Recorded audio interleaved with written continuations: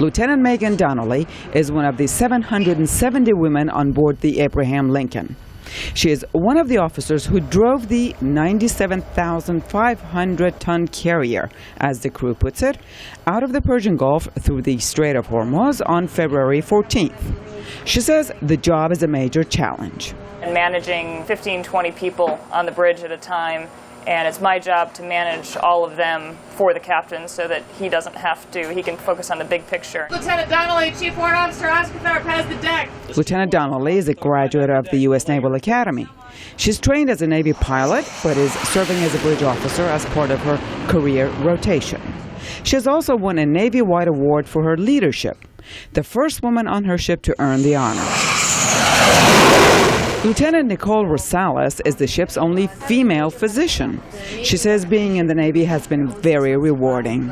Not only did they pay for my medical school, but they offered me the opportunity to serve on an aircraft carrier and to serve in various different hospitals throughout the United States. Dr. Rosales sees her naval career as an opportunity to serve the country as well as see the world.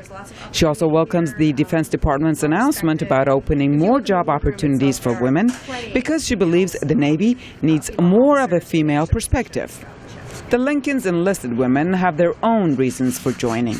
Most of them are high school graduates and are mainly seeking the means to provide for their families. Amber Menser wants to save some money during her 4-year enlistment and then leave the Navy, but not because she is dissatisfied. If you come in with a positive attitude and do what you need to do, you'll be fine.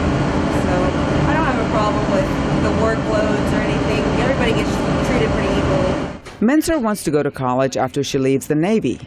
Ingrid Pimentel, on the other hand, intends to stay in. I am going to stay in the Navy, making a career out of it. I've been in for about 8 months now, so I plan to make a career out of it so far. I like it.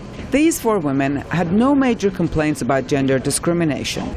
But Lieutenant Donnelly, who has been in the Navy for 10 years, has a broader perspective. I've never really had a problem. I'm sure that before I joined that it was a lot harder than it is now, but there have been very few people that I've found deliberately not supportive. Each of these women joined the Navy for different reasons, but they have one thing in common: being away from home and family for months at a time. They all agree, though, that the Navy has a good support system, both for the deployed and for their families back home. Guita, Aryan, VOA News, on board the U.S.S. Abraham Lincoln, the Persian Gulf.